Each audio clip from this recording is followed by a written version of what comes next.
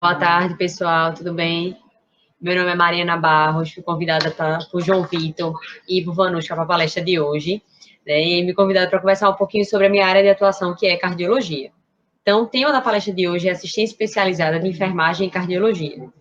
Né? Atualmente, eu sou doutoranda, né, faço doutorado na Federal, sou mestre em ciências da saúde, especialista em cardiologia na modalidade de residência pelo PROCAP e especialista em UTI pela UniFB. E a gente vai conversar um pouquinho sobre o que é ser enfermeiro cardiologista, né, como é que funciona a questão de atuação, como é que funciona a questão do mercado, tudo isso. O pessoal pediu para eu combinar com vocês, que vocês deixem as perguntas, né, que a gente conversa um pouquinho e eu respondo vocês no final do meeting, certo? Então, vamos lá. Então, inicialmente, o papel do enfermeiro cardiologista.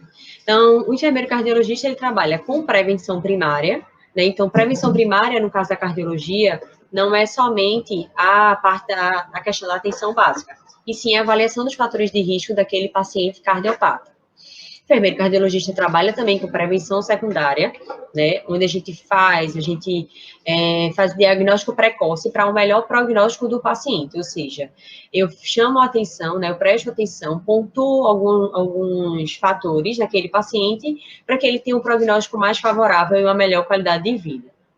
Já em relação à prevenção terciária, então já é quando aquele paciente já está numa situação mais grave, né, já tem diagnóstico de algumas cardiopatias, e aí a gente trabalha com a diminuição do grau de incapacidade, porque a doença, as cardiopatias, as doenças cardiovasculares, são doenças consideradas bastante incapacitantes, trabalha também com a promoção da saúde e a reabilitação desse paciente. Então, é essa tríade, né, tanto primária como secundária e terciária, que o enfermeiro cardiologista vai trabalhar com o paciente cardiopata. E a gente vai falar mais um pouquinho da nossa atuação nesse meio. E aí, o cuidado com o paciente cardiopata. Eu inicio o cuidado, né, tendo conhecimento. Então, se eu não tiver aquele conhecimento básico de anatomia, fisiologia, clínica médica, clínica cirúrgica, eu não vou conseguir tratar o meu paciente. Então, ora, eu vou tratar um paciente com a doença da aorta, se eu não sei nem o que é uma aorta, eu não sei de onde vem, eu não sei para onde vai essa aorta, eu não vou conseguir realmente tratar. Então, eu preciso ter o conhecimento básico, né, justamente desses pilares na área de saúde, que é anatomia, fisiologia, clínica médica. Habilidades. As habilidades são desenvolvidas a partir do momento que eu estudo, a partir do momento que eu cuido do meu paciente, né? Então, enfim, do dia a dia realmente. Então, as habilidades, como eu disse, são desenvolvidas diariamente, né, com o passar dos dias mesmo, e são extremamente necessárias para um cuidado especializado e para um bom cuidado para esse paciente cardiopata. Julgamento clínico. Não adianta só eu olhar para um paciente e anotar, registrar que ele tem um edema, por exemplo, ou seja, um inchaço, como a gente chama de membro inferior, e não julgar clinicamente o que seria esse edema. Então, o que seria esse edema? Meus rins falhando, meu coração insuficiente, né, com insuficiência cardíaca, por exemplo, excesso de líquido, diminuição da diurese, okay? Então, fazer esse julgamento clínico frente aos sinais e sintomas que esse paciente está apresentando. Identificação dos riscos. A enfermagem trabalha muito com identificação de riscos e riscos realmente globais, mas eu vou identificar riscos relacionados à cardiopatia. Então, um exemplo clássico. Eu sei que meu paciente que faz uso de anticoagulante, ele tem um risco maior de sangrar do que pacientes que não fazem uso de anticoagulante, ok? Então, eu tenho que trabalhar em cima desse risco, já sabendo que isso pode realmente acontecer com esse meu paciente. E aí, juntando tudo isso, eu trago o quinto ponto em relação ao cuidado com o paciente cardiopata, que é a solução do problema. Então, não adianta eu ter conhecimento, eu ter habilidade, principalmente habilidade técnica, eu fazer julgamentos clínicos, eu identificar risco se eu não consigo solucionar problema. Mariana, solução de problemas seria a cura do paciente? Claro que a cura do paciente ajuda bastante, mas não é só a cura. Então, trazendo novamente o exemplo que eu falei do anticoagulante. Então, meu paciente faz uso de anticoagulante, ele tem um risco maior de sangrar do que qualquer outro tipo de paciente, qualquer outro perfil de paciente, e aí ele quer fazer, por exemplo, faço as unhas constantemente toda semana. Então, isso é uma atividade de vida diária, uma atividade normal de rotina que muita gente não quer deixar de fazer. Como é que eu posso solucionar esse problema caso extraia um bife, por exemplo? tiro uma encravada e esse paciente vai sangrar. Ou eu ando de moto, meu deslocamento é sempre com moto. A gente sabe que o risco de quem anda de moto é muito maior de cair, de se arranhar, e é esse paciente que faz um uso anticoagulante, ele vai ter um risco muito maior de sangrar, e sangrar em grande quantidade, certo? Então, a gente tem que tentar, junto com nossas habilidades e conhecimentos, fazer esse levantamento de julgamento clínico, identificar esses riscos e solucionar esses problemas, pensando sempre que o paciente é cardiopata e principalmente pensando sempre em qual cardiopatia. Então, não é porque você diz assim, meu pai tem uma doença no coração. Qual doença? Cada doença, ela traz a sua limitação, ela traz o seu risco, certo? Ela traz com ela as nuances, pontos específicos que a gente tem que trabalhar em cima deles. E aí, áreas de atuação do enfermeiro cardiologista. Então, o enfermeiro cardiologista, ele atua prevenindo doença cardiovascular. Eu sempre costumo dizer que o pessoal tem um costume muito grande de falar que só tem hipertensão, que só tem diabetes, e isso não é só. Certo? A hipertensão traz com ela muitas outras doenças, como AVC, pode causar um infarto complicado, pode causar uma doença da aorta, entre outras doenças. Ambulatórios especializados. Então, não sei se vocês já viram ambulatórios especializados com enfermeiros, principalmente. Atualmente, a gente tem vindo uma mudança muito grande de cenário, como a gente chama. Já existem legislações que falam sobre ambulatórios especializados para enfermeiros, e mundialmente isso já é muito disseminado. Vou dar um exemplo. Se vocês forem para Hong Kong, o pessoal costuma muito mais ir para enfermeiros que fazem a triagem, fazem aquele trabalho inicial, para depois ser encaminhado para algum tipo de médico, caso seja necessário, certo? Então, os ambulatórios especializados, como eu disse, tem mudado muito esse perfil de enfermeiro. Antigamente, eu queria fazer uma pós-graduação, porque todo mundo faz pós-graduação. Ou eu queria fazer uma residência porque a bolsa da residência é boa. Mas hoje em dia não é dessa forma. A gente se especializa em algo que a gente tem afinidade, que isso é bastante importante, mas também pensando em mercado e no que é para onde eu vou levar essa minha especialização. Após sair da faculdade, da universidade, eu fui direto para a residência, né? Como eu disse, eu fiz a residência em cardiologia no Procap e até hoje eu terminei minha residência em 2016, no início de 2016, e até hoje eu só trabalho com cardiologia, certo? Trabalho com paciente crítico em UTI também, porque também é outra especialidade que eu tenho, mas é sempre focado realmente na cardiologia. Então, voltando às áreas de atuação do enfermeiro, a gente tem também áreas de cardiopatia congênita. Então, aquelas crianças que nascem com cardiopatias, né, defeitos congênitos, como a gente chama. Então, as cardiopatias congênitas é uma área bem específica mesmo da cardiologia, porque eu costumo dizer que aquela anatomia que a gente conhece, aquela anatomia que a gente estudou, fica bem diferente nas cardiopatías congênitas, muda bastante. Então, na cardiopatia congênita, pode-se trabalhar em ambulatório, cardiopatia congênita pode-se trabalhar em clínicas, clínica cirúrgica, em UTI, em bloco cirúrgico e assim sucessivamente. Exames de imagem. Exames de imagem é outra área que atualmente tem mudado muitos conceitos em relação ao enfermeiro. O que é que se via antigamente sobre exame de imagem? Que o enfermeiro era mais só um burocrata, ele era mais um coordenador, né? Como se ele não botasse a mão na massa, podemos dizer dessa forma.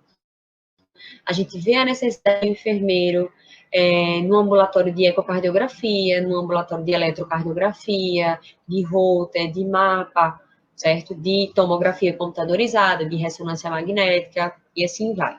Hemodinâmica. Hemodinâmica é uma das minhas paixões, atualmente eu trabalho em hemodinâmica. E realmente a gente vê a diferença do enfermeiro cardiologista quando atua na hemodinâmica, com toda certeza. A gente vai falar dela mais na frente. Então, é na hemodinâmica que a gente faz cateterismos, angioplastias, em alguns hospitais faz procedimentos de avascular, implanta marca-passo, passa-se marca-passo provisório, entre outros procedimentos. Cirurgia cardíaca é minha outra paixão da cardiologia, também trabalho atualmente com cirurgia cardíaca, e na cirurgia cardíaca a gente tem várias possibilidades de atuação. Então, eu posso trabalhar tanto com transplante cardíaco, vou dar um exemplo. Os grandes centros que fazem transplantes, eles têm uma equipe específica para o transplante, onde eu tenho um cirurgião, clínico, fisioterapeuta, enfermeiro, e assim vai, nutricionista, equipe para captação, que vai cuidar do pós-operatório desse paciente, enfim. Então, isso é bastante comum em São Paulo, no Ceará, aqui em Recife, que também faz transplante cardíaco. Então, é bastante comum ter enfermeiros e enfermeiros cardiologistas para cuidar desse coração transplantado, né? Desse paciente, tanto no pré-transplante como no operatório, como no pós-transplante, e principalmente no pós-tardio, né? Que é aquele paciente que já fez o transplante há muito tempo. Então, o que se vê hoje, certa vez eu li sobre isso, que grandes centros começaram a ter redução da mortalidade, principalmente da mortalidade dos pacientes transplantados, a partir do momento que fecharam, que formaram uma equipe específica para o transplante, por exemplo. Falando ainda do transplante e também da cirurgia cardíaca, a gente tem a perfusão. Então, existe o profissional chamado perfusionista, que ele não precisa ser só enfermeiro exatamente. Então, o perfusionista, ele pode ser enfermeiro, ele pode ser biomédico, ele pode ser fisioterapeuta, é uma especialização. E o perfusionista, ele vai cuidar, né? Ele vai ter a função de manejar, ou seja, de mexer realmente, de atuar com a circulação extracorpórea. Então, para a maioria das cirurgias de céu aberto, eu preciso submeter meu paciente a uma circulação, como o nome já diz, extracorpórea. O que é isso? Aquele sangue vai sair do meu paciente, vai passar por uma máquina que vai oxigenar e vai retornar para o corpo, porque o coração ele está parado, para eu poder mexer, para eu poder fazer a cirurgia propriamente dita. Voltando à cirurgia cardíaca, então eu posso ter tanto ambulatório para cirurgia cardíaca, eu tenho os enfermeiros cardiologistas atuando no pré-operatório de cirurgia, no transoperatório, então dentro do bloco cirúrgico, e no pós-operatório, tanto imediato, como tardio. Então, no imediato, aquelas primeiras 24 horas, no imediato, geralmente até 7 dias, e no tardio, já aquele paciente quando volta para o consultório. Então, falando um pouquinho de cirurgia cardíaca, que eu disse a vocês que eu trabalho com a equipe de cirurgia cardíaca, hoje eu sou enfermeira de uma equipe de cirurgia cardíaca, onde a gente cuida dessa forma do paciente. Então, qual é a minha função nessa equipe propriamente dita?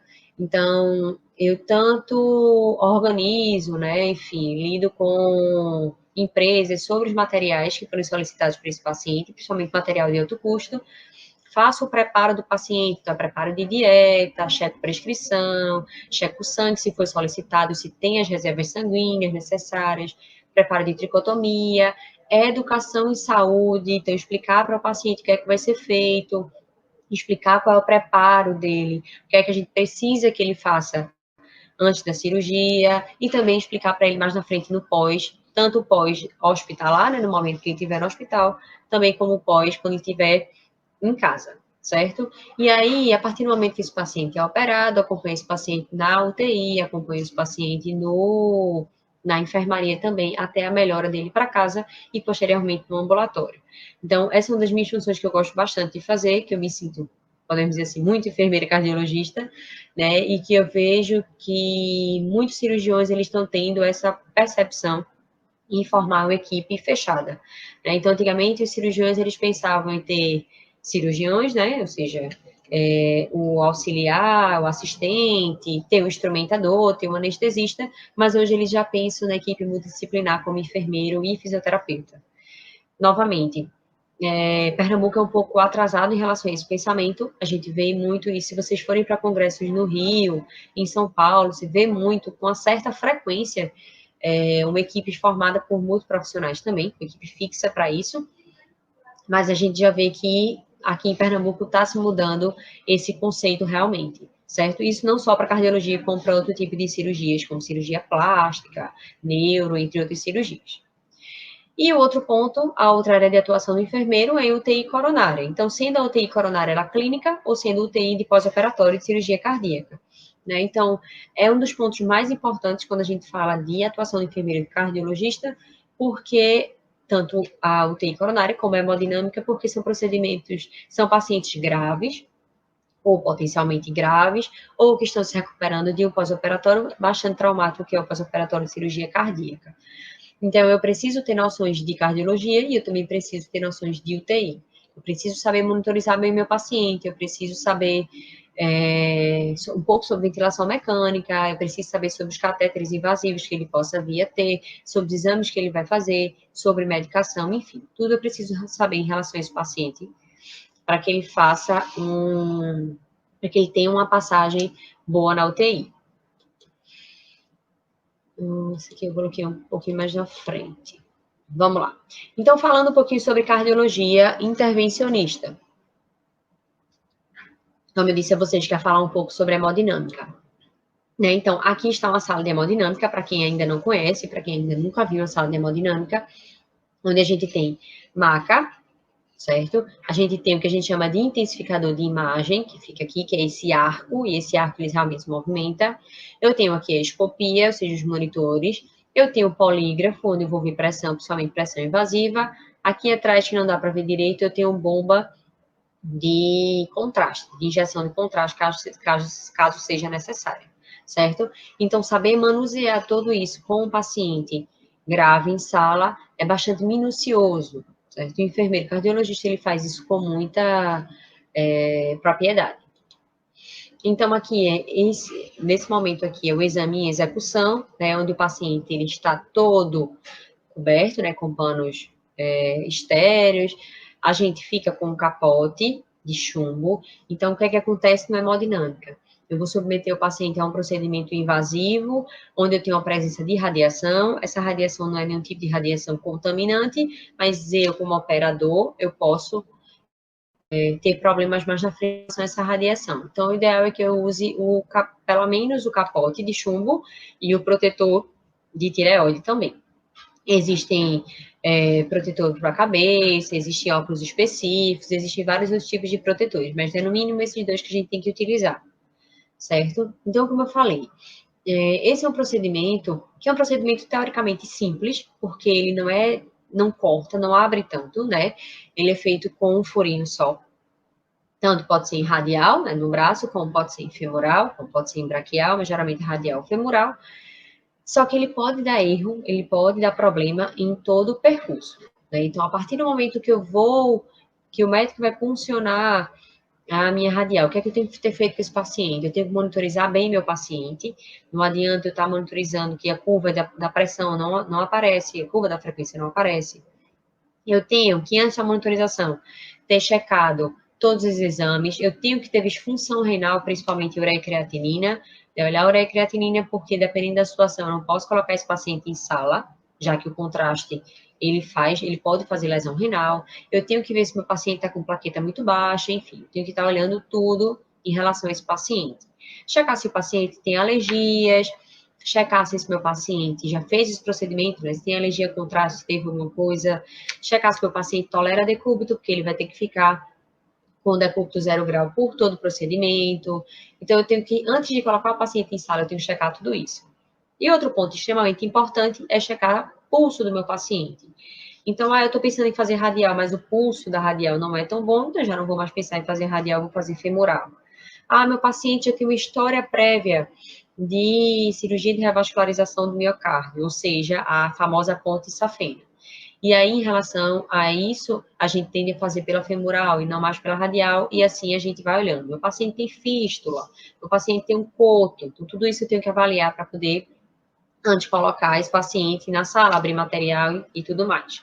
Né? A partir do momento que esse paciente que foi introduzido, que foi colocado nele um introdutor, a gente vai passar agora os catéteres. E aí a gente tem que ter cuidado em relação aos catéteres, porque a partir do momento que eu estou passando um catéter dentro do coração, ele tem o risco de fazer arritmia muito grande, então de fazer fibrilação ventricular, de fazer bloqueio e até mesmo de parar. Então eu tenho que estar observando tudo isso, observando se o paciente não está sentindo dor no procedimento, nem nada do tipo. É outro ponto extremamente importante, que é o repouso após o procedimento, certo? Então, meu paciente vai colocar, como eu falei, uma pecinha, né, que é o introdutor, para passar os catéteres por ele, e ele vai precisar de um repouso posterior. Às vezes, o paciente precisa ser sedado, às vezes, não necessariamente ele vai precisar ser sedado, enfim, mas ele vai precisar ficar no repouso. E aí, no repouso, eu vou ter que ter cuidado, principalmente com a questão de imobilização de membro.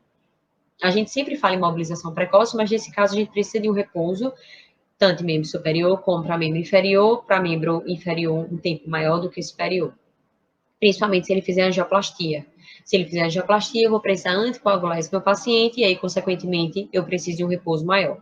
Então, no repouso, eu vou ter problemas porque ele também pode parar, ele pode saturar, ele pode rebaixar, então tudo pode acontecer, ele pode sangrar, tudo pode acontecer nesse repouso. Nessa foto de baixo, eu mostro para vocês a sala de comando. Que é uma sala de comando. Então, a imagem que estava passando naquela escopia lá dentro da sala, ela vai ser transmitida aqui fora também. E essas imagens são gravadas no CD, e o paciente leva o CD para casa. Então, a gente tem que estar a par de todo o funcionamento da hemodinâmica, inclusive da sala de comando. Mesmo que eu esteja dentro de sala, ou seja, eu tenho que estar a par do que está acontecendo fora de sala também. Aqui são alguns dos materiais, eu trouxe de uma forma bem básica para vocês entenderem o que é que eu estava falando em relação à hemodinâmica. Aqui a gente tem os introdutores, né, que são as bainhas que o paciente vai ser furado, ou seja, vai ser colocado nesse paciente. E esse introdutor, ele possibilita que esses catéteres azuis aqui, tanto à direita como aqui abaixo, passem dentro desse introdutor e cheguem ao coração para poder fazer a leitura das minhas coronárias. Então, o que é importante? O que é que o enfermeiro, em relação a isso aí, tem que saber? Então, se é um paciente homem mais obeso, eu vou colocar um introdutor de que tamanho? Se é uma mulher mais magrinha, eu vou colocar um introdutor de que tamanho? Certo? Catéter, existem vários tipos de catéteres. Quando é que eu vou utilizar o catéter PIG, que é esse aqui? Com o rabinho, parece um rabinho de porco. Quando é que eu vou utilizar o TIG? Quando é que eu vou utilizar a catéter de direita? Quando é que eu vou utilizar a catéter de esquerda? Por que eu vou utilizar um catéter com uma curva maior? Por que eu vou utilizar um catéter com uma curva menor? Então, isso com o dia a dia da prática, com estudos da teoria, a gente vai aprendendo por que a gente utiliza cada material. E, Marina, por que é tão importante a gente aprender a utilizar cada material? Quanto mais eu diminuir o tempo de procedimento do meu paciente, melhor para o paciente. Certo? Então, eu diminuo o tempo de contraste sendo utilizado nele, eu diminuo o tempo de radiação, e aí ele consegue ter um repouso melhor. E também por questão de insumos, né? Então, eu preciso ter noção do que tem na minha unidade para poder utilizá-la com consciência, né? E a gente não ter problemas no futuro em relação à falta de material, que acontece bastante, infelizmente. Ok? Cuidados intensivos. A gente falou um pouquinho da cardiologia intervencionista, né, onde eu posso fazer principalmente cateterismo, angioplastia, implante marca-passo e hemodinâmica, e agora um pouco dos cuidados intensivos. Então, nos cuidados intensivos, a gente trazendo um pouquinho de como seria um paciente, um preparo no bloco cirúrgico, até mesmo um preparo no UTI, eu tenho que pensar na monitorização desse paciente, minha gente. Não deixe a monitorização para outro profissional que não vocês. Eu sempre costumo dizer isso. E mesmo que vocês deixem para outro profissional, cheque o que foi feito, entenda como é que está a sua equipe, posicionaram de uma forma errada, isso pode acontecer. Então, se está posicionando de uma forma errada, é porque não sabe posicionar. E tudo isso pode dar realmente alteração, certo? Então, a monitorização é uma etapa simples, rápida, muitas vezes não invasiva, mas que é de extrema importância para a condução do meu paciente, para as condutas que a gente vai tomar mais na frente. Contribui na realização de procedimentos invasivos. No caso do bloco cirúrgico, né, antes da cirurgia cardíaca, a gente vai fazer desgermação e antisepsia da pele, e aí vai depender de protocolo institucional, mas a gente pode tanto fazer, como pode ser feito pelo cirurgião. Proteção de proeminências ósseas, lembrar de proteger as proeminências ósseas. O paciente vai passar muito tempo em decúbito dorsal, consequentemente, isso pode causar lesão. Colocação da placa de bisturi. Então, lembrar de colocar a placa de bisturi onde tenha mais musculatura, né? Não está colocando em cima de proeminências ósseas. E preparar o meu paciente no pós-cirúrgico, que é importante, que a gente vai conversar mais na frente. Então, falando novamente sobre monitorização, né? Existem vários tipos de monitorização. Se a gente fosse falar disso, dava muito mais do que o meeting. Dava uma aula de um final de semana inteiro sobre os tipos de monitorização, tanto invasiva como não invasiva que a gente tem. Porém, como a gente está falando de atuação de enfermeiro e cardiologia, eu trouxe alguns tipos, né? Eu já falei da monitorização não invasiva antes, e a gente tem alguns tipos de monitorização invasiva, como esse catéter aqui ao lado, que é o catéter de artéria pulmonar, o catéter de Swan-Ganz, que ele avalia vários parâmetros necessários para a gente, certo? Então, novamente, eu preciso saber em que momento eu vou utilizar, em que momento eu vou retirar, principalmente quando ele é invasivo. Então, em que momento eu vou ter um paciente que eu preciso mandar para uma UTI, por exemplo, que ele precisa ficar no leito de emergência, porém com o monitor? Seria ideal que todos ficassem com monitor? Seria o mundo ideal, né? Seria o perfeito, mas a gente não tem essa capacidade realmente. Então, qual é aquele meu paciente que realmente precisa de monitor? Qual é aquele paciente que realmente precisa de um leito de UTI? Qual é aquele paciente que precisa de uma monitorização invasiva? Se é invasivo, o custo aumenta e aumenta riscos ao meu paciente. Aumenta benefício, aumenta riscos. Então, eu vou ter que pesar para esse paciente onde é que o risco vai ser menor do que o benefício. Ou seja, onde é qual é o paciente que eu vou ter em frente a esses riscos que eu vou ter muito benefício e que ele realmente que vai ser bom para ele colocar esse catéter invasivo, certo? Outro ponto que a gente tem que pensar quando a gente fala em enfermeiro, cardiologista, em cuidados intensivos. Então, eu escuto muito da seguinte maneira: a ventilação mecânica é com o fisioterapeuta. Quem já foi aluno de Vitor, principalmente de João Vitor, sabe que não é assim, né?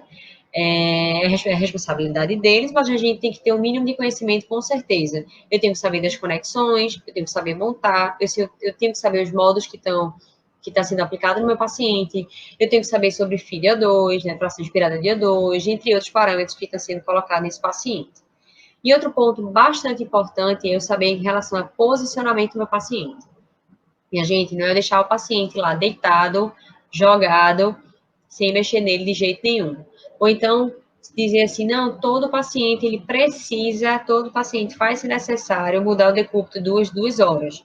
A gente tenta fazer isso, mas a gente tem que também pensar no estado do paciente, certo? Então, lembrar novamente, né? A ventilação mecânica são cuidados, a função, né? Quem atua realmente, muitas vezes mudando o parâmetro ou não, é o fisioterapeuta respiratório, porém pode ser conversado com ele, pode ser pensado junto, né? E principalmente em relação a outros pontos. Nessa foto que eu trago aí, a gente tem alguns riscos que a gente poderia intervir, por exemplo. Então, meu paciente entubado, eu tenho que pensar em higiene oral, meu paciente entubado, eu tenho que pensar numa boa posição, eu tenho que pensar num decúbito um pouco mais elevado, eu tenho que pensar que ele tem um risco de broncoaspiração, eu tenho que ver se ele está usando droga, se ele está usando sedação, se ele está fazendo protetor gástrico, se ele está fazendo anticoagulação como forma profilática para não ter tromboembolismo venoso, se ele está confortável quanto ao posicionamento total dele, se as proeminências ósseas estão sendo livradas quando a gente faz a mudança de decúbito. Então, tudo isso a gente tem que pensar. O tubo está fixado, bem fixado, a fixação ela está limpa, certo? Então, tudo isso tem que ser realmente pensado. A fixação não está fazendo lesão de pele, que pode fazer lesão de pele. A sonda não foi fixada junto com o fixador do tubo, isso pode prejudicar, e assim sucessivamente. Então, novamente, trazendo aqueles slides que a gente falou bem anterior, realmente. Bem lá no início, acho que foi o segundo slide, quando a gente fala de conhecimentos e habilidades.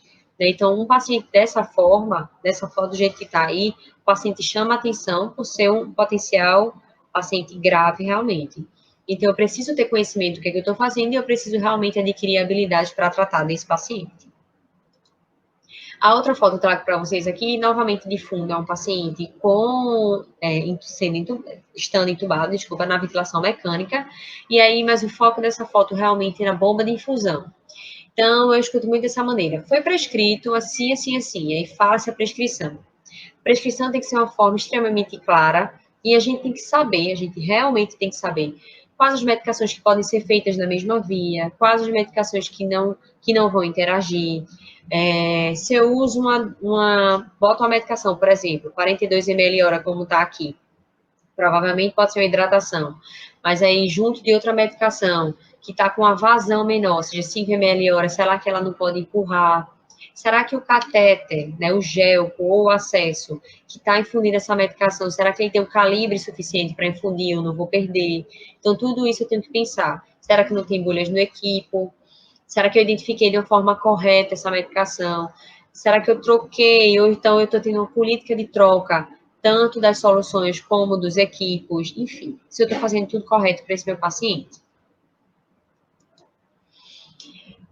Esse é um ponto maravilhoso para mim, né? Importantíssimo, que vocês veem bastante. UTI coronária é um tipo de monitorização também, mas é um tipo que a gente chama de device, que é o balão intraórtico, né? Eu trouxe para vocês assim de uma forma bem rápida. Então, o balão intraórtico, como o nome já diz, ele fica dentro da aorta, né? Ele tem a função diminuir o trabalho do meu coração, consequentemente, ofertar mais oxigênio para esse coração. Tá, Mariana. E como é que funciona? E aí, no final das contas, quando esse balão já está tudo instalado, já está funcionando, a gente tem que ter total controle desse monitorzinho aqui. Esse monitor não é um monitor que está ligado ao paciente, que a gente já tá, que eu já falei anteriormente, não. Então, é como se o paciente tivesse com 2 monitores. Ó, ele está com um mais aqui em cima e ele está com esse aqui abaixo também. Então, esse monitor daqui, ele vai falar exatamente do balão intraórtico. Mas ele vai me dar a frequência cardíaca do paciente, pressão arterial do paciente, curva do balão, se está condizente com a curva de frequência, o gás hélio, que o balão se enche com gás hélio, se o balão está entrando em 1 para 1, ou seja, se ele está entrando em todo o ciclo cardíaco, todo o ritmo, se ele está entrando em 1 para 2, ou seja, ele entra em 1 e pausa em 2, ou 1 para 3. Ok? Então, todo o funcionamento desse balão, desse console, como a gente chama, nesse monitorzinho aqui, é no enfermeiro, certo? Pode ser, claro que o médico pode mexer, vai olhar, obviamente, mas a gente tem que estar bastante atento para tudo que envolve esse tipo de monitorização. Então, é uma monitorização, é um device, como eu disse, que é implantado por via femoral, então eu tenho que estar olhando isquemia de membro, se ele está fazendo isquemia de membro, eu tenho que olhar perfusão periférica, eu tenho que olhar temperatura, enfim. Eu tenho que realmente olhar esse paciente como todo, principalmente esse membro que está sendo que está implantado o balão intraórtico. Outro ponto muito importante que a gente já falou até um pouquinho sobre ele, sobre como seria a atuação dele, é a ECMO. Se conversou bastante sobre ECMO agora em paciente COVID. Vou dar um exemplo para vocês também. Lembra do incêndio da Boate Kiss, que aconteceu alguns anos atrás, não me lembro se 3, 4 anos, mais ou menos. E aí, no incêndio da boate, aquele isolante que fica de som, quando queimou, ele formou uma película nos pulmões de muitos pacientes. E muitos dos pacientes conseguiram sobreviver por causa dessa maquinazinha. Então, o que é essa máquina? É uma circulação, certo? É uma membrana de troca que ela serve de uma forma bem simples de explicação, ela serve como se fosse para melhorar a troca pulmonar, troca gasosa pulmonar. E o que é que tem a ver com a cardiologia? A gente sabe que muitos mecanismos disfuncionais do coração cursam com o pulmão, com prejuízo no pulmão também. Exemplo, um dos sintomas bem comum nas cardiopatias é a dispneia. É a fadiga, é o cansaço até mesmo nos mínimos esforços. Então, no caso da Botkiss, muitos desses pacientes, eles sobreviveram, né? Eles saíram, inclusive, sem sequelas por causa dessa máquina, porque conseguiram fazer essa troca eficiente. E aí, o que é que acontece? Em relação à inserção dessa máquina, então, o perfusionista que tem que estar junto, o perfusionista vai estar avaliando, mas treinado já para avaliar, então eu preciso olhar se nesses circuitos aqui que estão passando tanto sangue arterial como sangue venoso não tem trombo, se meu paciente está muito bem anticoagulado, se a quantidade de O2 encaminhada para esse paciente ela está sendo bem administrada, enfim, certo? Então, é um suporte importantíssimo, interessantíssimo, só que extremamente invasivo, se utiliza mais em pacientes mais graves, mas, assim, tem que saber manejar. Não, esse é o tipo de device também, que não adianta eu colocar no meu paciente e dizer que coloquei só. Eu preciso colocar, saber por que eu coloquei e manejar ele de uma forma correta para que tudo dê certo. Outro ponto, a gente falou muito de assistência, bastante de assistência. A enfermagem e cardiologia também possibilita a docência, certo? Então, eu estou dando sempre o exemplo da minha pessoa. Eu sou professora atualmente de algumas pós aqui em Recife, em outros estados, sempre das áreas de cardiologia e UTI, né? Então, dou sempre, até quando eu dou módulo de UTI, eu dou módulo relacionado à cardiologia, né? Eletro, monitorização hemodinâmica, UTI coronária, enfim. Então, a especialização em cardiologia, ela dá esse leque para a gente, né? Então, eu posso trabalhar como representante, por exemplo, de material médico hospitalar, eu posso trabalhar como assistencialista em todas aquelas áreas de atuação que eu já falei para vocês, que eu já mostrei para vocês, eu posso trabalhar como docente, tanto docente a nível de graduação como de pós-graduação, e o outro ponto que eu trouxe para vocês foi pesquisa, certo? Então, novamente, eu também trabalho com pesquisa atualmente nos dois tipos de pesquisa que são possibilitadas. Tanto a pesquisa acadêmica, que é o meu caso no meu doutorado, eu trabalho com arritmias no meu doutorado, né? Já trabalhava no mestrado, trabalho agora no doutorado, então eu pesquiso arritmias nos meus pacientes, e a pesquisa que a gente chama pesquisa clínica. Vou dar um exemplo para vocês de pesquisa clínica. Tem as vacinas da Covid, né, que vocês escutam no jornal que tem vacina que está em fase 1, em fase 2, em fase 3. Pronto, isso é uma pesquisa clínica realmente, ok? Então, nas pesquisas clínicas, a gente possibilita um novo tratamento, uma nova forma de tratar, um novo medicamento, uma nova vacina, ou eu tratava o paciente dessa forma, mas aí pensar em uma nova hipótese para um tratamento, será que pode ser feito, um novo fármaco para ser testado, enfim. Existem vários tipos de objetivos para a pesquisa clínica, certo? Então, como eu disse, eu trabalho tanto com pesquisa acadêmica, que tem a ver com o meu doutorado, como pesquisa clínica. Então, Mariana, o que é que tu faz na pesquisa clínica que sem enfermeira cardiologista te ajuda para isso? Atualmente eu trabalho em duas, né? Eu sou coordenadora de um dos centros de pesquisa aqui em Recife, e atualmente a gente trabalha com duas que estão em atividades, né? Tem outras chegando. Uma delas a gente trabalha em ambulatório de cardiologia, então, onde o paciente vem para a consulta com o cardiologista normal, e eu faço toda uma pré-consulta com esse paciente, aferindo pressão, peso e altura, pegando dados sociodemográficos, história clínica, entre outros pontos, certo? Entre outros pontos mais burocráticos, inclusive, da pesquisa, apresentando o termo de consentimento, explicando o que é a pesquisa, tudo isso. E na outra pesquisa, a gente faz essa busca de paciente, e aí, no meu caso, assim, algo que é mais da minha área como enfermeira, é a questão tanto da triagem de dados, se o paciente tem os critérios que preenchem realmente, olhando o eletro, olhando o exame, enfim, e a infusão, então a gente infunde a medicação nesse paciente. Então, eu que faço a infusão da medicação, pego o acesso, boto em bomba, acompanho tanto os sinais vitais pré como os sinais vitais pós desse paciente em todas as infusões que eles fazem. Então, só para mostrar para vocês que é um leque muito grande de possibilidades quando a pessoa é especialista numa área, e aí, no caso, a área que eu trouxe foi a cardiologia, que é a área que eu realmente atuo, que eu convivo, que eu amo, e vendo o meu peixe até o final, certo? E aí, eu trouxe para vocês aqui também alguns dados, né? Alguns são artigos, outros são notícias, da importância da cardiologia hemodinâmica. Então, isso aqui foi uma matéria que eu achei do Estado de São Paulo, no ano 2017. Então, falando assim, cardiologia hemodinâmica é curso em alta para enfermeiros na região. O outro foi um artigo, né, que fala sobre o desempenho dos enfermeiros na classificação de pacientes com insuficiência cardíaca com base no exame físico.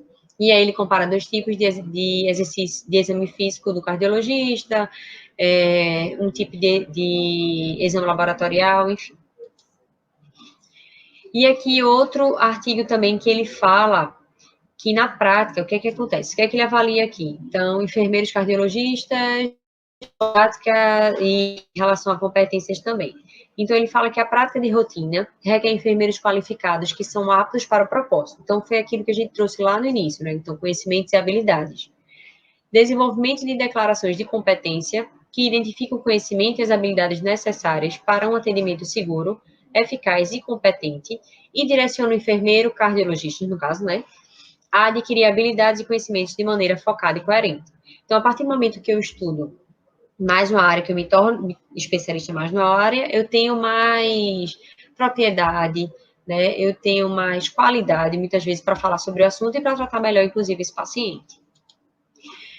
Outro artigo que eu trouxe para vocês terem como exemplo. Então, controle da anticoagulação com varfarina realizado em ambulatório especializado, certo? Então, a anticoagulação com varfarina para pacientes cardiopatas e aí realizada em ambulatório especializado. E ele traz na passagem dele o seguinte: a anticoagulação orientada por equipe especializada é efetiva e segura em pacientes com baixa renda e baixo nível educacional. A gente sabe que quanto mais baixo o nível educacional, muitas vezes é até pior a questão do tratamento, para aderir ao tratamento e continuar com esse tratamento de forma correta. Permitindo que seja prescrita para esses pacientes. Então, que o anticoagulante é uma medicação de muita especificidade, né, que ele tem muitas nuances, tipo prós e contras, então ele fala que, sendo uma equipe especializada, mesmo a população tendo baixa renda e baixo nível educacional, você consegue prescrever de uma forma segura esse anticoagulante, porque o paciente ele vai fazer tudo direitinho como solicitado. E aí, outro artigo que eu trouxe para vocês também, ó, eficácia das clínicas cardíacas e enfermagem em pacientes adultos com diagnóstico de doença coronariana. E aí, um resumo de cada estudo e comparações de resultados específicos, avaliados a partir de cada estudo foi desenvolvido.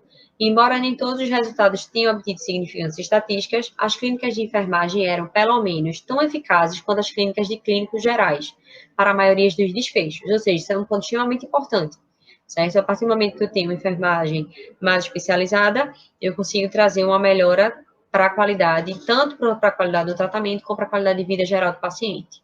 E aí, o que eles recomendaram? Recomendaram o uso de clínicas de enfermagem para pacientes com doença coronariana, aumenta as taxas de atendimento e acompanhamento clínico para pacientes que necessitam de mudança no estilo de vida e o risco de resultados, adversos associados à doença coronariana. Ou seja, trouxe também como um ponto extremamente importante, falando da necessidade e da importância de um enfermeiro especialista realmente. Então, outro artigo que eu trago aqui é o fazer do enfermeiro em unidade de hemodinâmica, né, onde fizeram uma revisão bibliográfica, onde foram selecionados 8 artigos, e eles observaram que os artigos foram escritos por enfermeiros e um para o médico, né, e aí mostraram que cabe ao enfermeiro estar em constante busca pelo conhecimento e capacitação das suas habilidades. Então, esse artigo eu trouxe também para vocês, a fala desse artigo eu trouxe para vocês, para que vocês se façam. A gente está falando de cardiologia hemodinâmica, eu defendo a cardiologia, obviamente, certo? A velha história do vender o peixe, mas que vocês se encontrem na área que vocês realmente gostem. Ah, Mariana, eu agora optei por obstetrícia, mas na verdade eu vi que eu gosto da pediatria. Não tem problema, né? Às vezes a gente dá um passo, vê que não era isso mesmo que a gente queria, volta para trás e dá o passo certo. Então, que vocês se encontrem na área de vocês realmente, né? Que isso é uma das coisas extremamente importantes. Quando você vê uma pessoa que não está naquela área que ela realmente queria, a atuação dela já não vai ser tão boa. Vou dar outro exemplo, agora um exemplo meu. Se vocês me convidarem, né? Vocês são agora diretores de um hospital, para eu trabalhar muito bem remunerada com obstetrícia, não vai dar certo, porque eu não sei fazer isso, eu não gosto de fazer isso, certo? Então, assim, se encontre na área de vocês realmente, que aí vai tudo dar certo. Outro artigo que eu trouxe também, enfermeiros de unidades de hemodinâmica no Rio Grande do Sul, e aí ele fala sobre perfil e satisfação profissional. Então, a maioria dos enfermeiros não fazia esforço para ir trabalhar, então 85,71% eram esses enfermeiros que não faziam esforço, sendo esses mesmos enfermeiros estavam satisfeitos com o trabalho e não consideravam o dia do trabalho interminável, e não tinham vontade de mudar de profissão. Então, é uma coisa extremamente importante, eles estavam extremamente satisfeitos com a sua área de atuação. As unidades contam com enfermeiros altamente satisfeitos e capacitados para gerenciar o seu processo de trabalho e para desenvolver suas competências, assim como as dos demais membros da equipe. Então, isso é extremamente importante, e quem mais ganha com isso é o paciente, né? Que é um trabalho mais bem qualificado, um trabalho com satisfação, tudo dá certo. Esse outro artigo, ele também fala das competências de enfermeiros, né, em unidade de terapia intensiva, de cuidado intensivo, e ele conclui que existem várias competências, né, e dimensões, enfim, possíveis para pacientes numa unidade de terapia intensiva, né, porém que é benéfico e melhora com certeza a qualidade de vida e de cuidado desse paciente quando os enfermeiros que estão cuidando deles, eles estão satisfeitos, né, e são qualificados para tal atividade realmente, porque ele consegue melhorar a educação do paciente também e o tratamento de enfermagem dado para esse tipo de paciente. E aí, outra matéria também que ela fala sobre enfermagem de coração, traz uma enfermeira, enfim, lá do Dante Pazanese, e fala da atuação de enfermagem na UTI cardiológica, que requer conhecimentos tecnológicos avançados, sem descuidar da assistência integral ao paciente. Então, eu já ouvi assim que, quando você é muito especialista, você esquece as outras coisas, de forma alguma. O primeiro ponto que a gente dá é o cuidado integral ao paciente. E o segundo ponto é baseado nas necessidades do paciente e do que a doença dele e os sinais e sintomas estão trazendo, mostrando para a gente em relação a esse paciente, certo? E aí, o enfermeiro no pós-operatório tem uma grande responsabilidade no cuidado é um membro importantíssimo na recuperação dessa paciente, disse Adriano, que foi o enfermeiro-chefe das unidades de terapia intensiva do INCOL, o grande centro de cardiologia do estado de São Paulo. Obrigada, pessoal.